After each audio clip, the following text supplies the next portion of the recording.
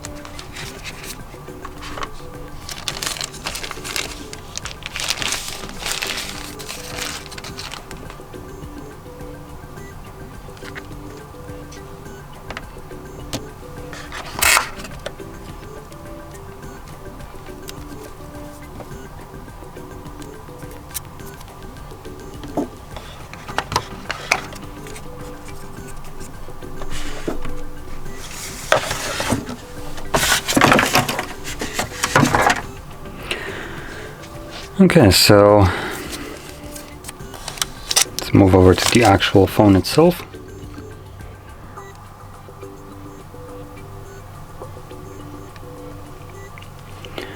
Now to quickly go over the specs of the phone, we're looking at 6.8 inch display. It's a 1312 by 2848 pixels, so a kind of weird resolution, a little bit over 1080p and a little bit below 1440p.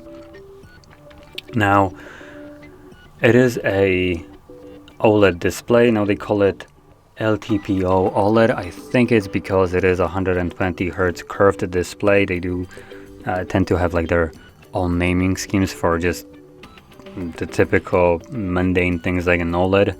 It's virtually just a curved OLED with high refresh rate. So that's all you need to know. Now, it does boast a 1 billion color spectrum. It has 120 Hz refresh rate, like I said, HDR10 plus, and peak brightness of about 1000 nits. And it comes with about a 93% screen to body ratio and 460 pixels per inch. So the density of the display is actually quite nice here. And also the screen to body ratio is also really nice. You can see there's like barely any bezels right here. So the phone looks really nice. Now I'm gonna quickly just finish the setup. Now, if you look at this phone and just kind of think that it looks a lot like a Huawei, you wouldn't be mistaken. It's basically a Huawei, but with an Honor logo. And what allegedly happened is Honor as a brand got sold off, and now they can just have access to Google Play services. As you can see, we have Play Store right here. So with that, we can actually just normally use the Huawei phones, Honor phones, my bad, as you would normally do, having all the access to Google Play services, Gmail and all that stuff. Well, the phone literally screams at you, look at me, I'm a Huawei. The design of it, obviously you can see it looks quite similar to what, for instance, I think it was Mate or P40, Mate 40, I don't remember which one was it, or 50 even, had this massive circular camera bump at the back. And it looks like the cameras here are also a focus of this device. So let's actually quickly get a look. So at the back we have a 50 megapixel wide, 50 megapixel ultra wide, 64 megapixel periscope telephoto, and time of flight. So I assume this is probably the time of flight. So you can probably gather this phone has an insane camera array right here. It's better than most of the phones right here in terms of like the megapixel count. And I assume it is I'm just gonna refer this as a Huawei still, because it just feels too much like it is. So yeah, I'm assuming that because probably in some backway logic, Huawei is still in charge of the brand right here, that this has also the actual like color corrections and just all the work that Huawei did to their Mates and P series with the cameras. They most likely did it here too. I might be wrong, but just by the general look of this phone, it literally feels like a Huawei. And just to be honest with this, I think my perspective of this would be quite accurate, considering I've been daily driving a Mate 20 Pro for the past 3 years almost. So my feel of the actual like Huawei operating system and how the phone feels like and runs should be quite representative to give my opinion right here. And just the camera looks obviously like a Huawei camera. Quickly see.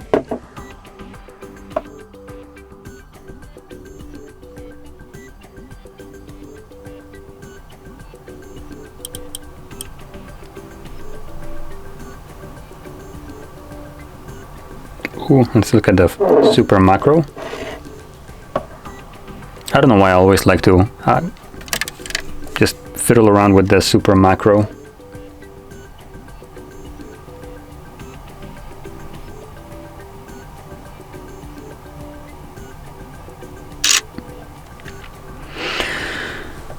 Okay, just move the light a little bit.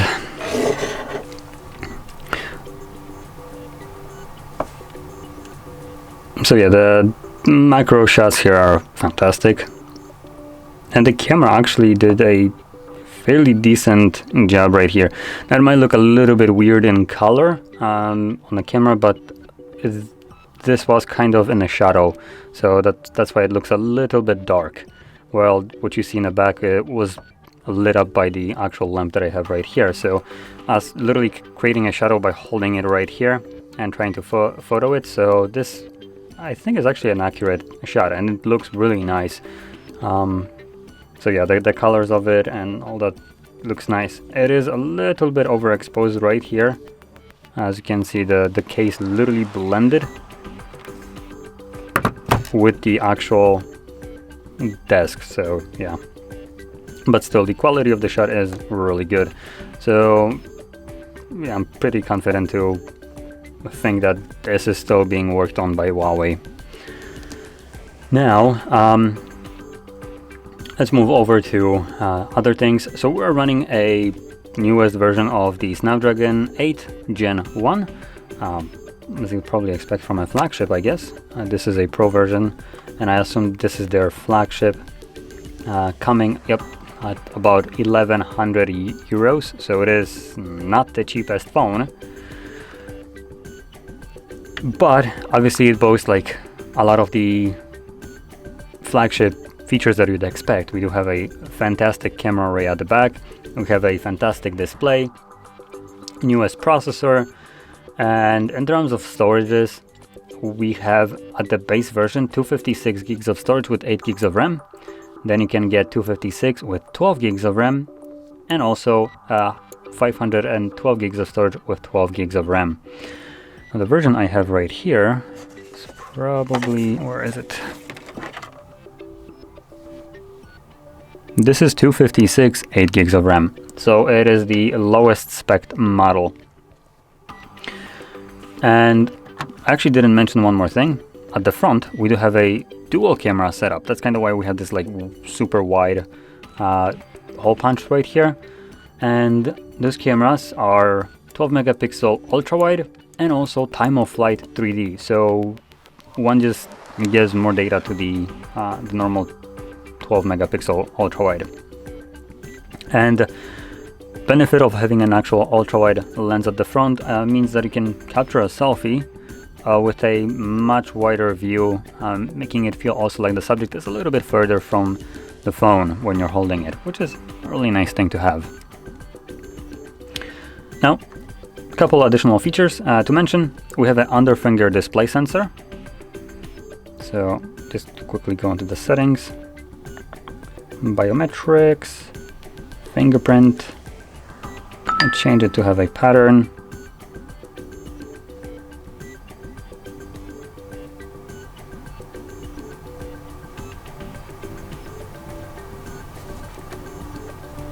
So as you will see right now, there it is.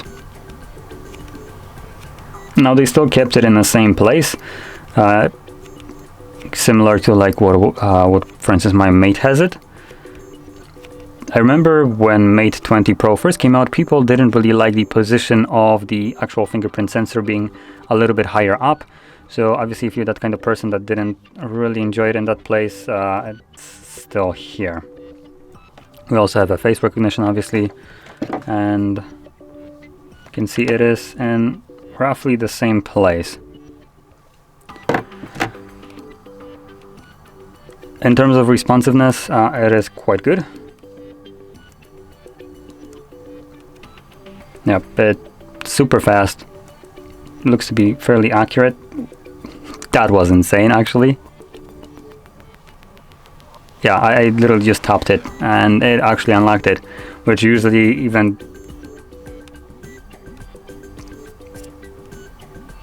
Oh, this time it didn't. Yeah, it is super fast sensor. One of the fastest I have tested in some time. So yeah, there's not much more to say about this device. It is a flagship phone. Comes with a 100-watt charger, which is actually really nice that it comes even with a charger, and on top of that is a stupidly fast charger. It's a premium phone with premium cameras and basically everything all around. Now, one thing that I will say, just to kind of finish this off, I don't think it's worth the $1,100. Some people might argue because of the cameras or anything like that, but still, I think $1,100 by default, because it's the lowest end, is a little bit too much. There are phones that would probably outperform this for half the price. So I actually, this isn't it, but this is the Black Shark phone. I did unbox the Black Shark 5 Pro, which has the same processor, a little bit of a better display, and the only differences there would be only in the camera. Obviously the cameras would be a little bit kind of crappier tuned. This phone has a way better camera setup, but for instance Black Shark provides other things like some triggers and stuff like that for gaming. I know I'm comparing two different phones right now that are designed for two different users. One is for people that like to take photos, the other one is for people that like to game. But I'm looking at it in a perspective of both of the manufacturers needed to add something different. One added triggers for the phone, while the other one added better cameras. And I don't think that these cameras will be worth double the price, because the Black Shark 5 Pro, as an example, comes at $600. This comes at $11. I don't care what cameras you put on here, it's not worth $500. So that's basically what I'm kind of getting at here. It is, even though it's good and it's a nice premium feeling phone all around, I think that manufacturers are taking the prices a little bit too high nowadays. When, for instance, Xiaomi right here with the Black Shark makes as powerful of a device just with crappier cameras at half the cost. And it's not like Honor is not a Chinese phone. So you're paying premium for still a Chinese phone, basically. Which boils down to if you really want those cameras that bad. So anyway, that being said, if you found this very helpful or objective and maybe gave you some kind of like different look at a phone, don't forget to hit that like button, subscribe, and thanks for watching.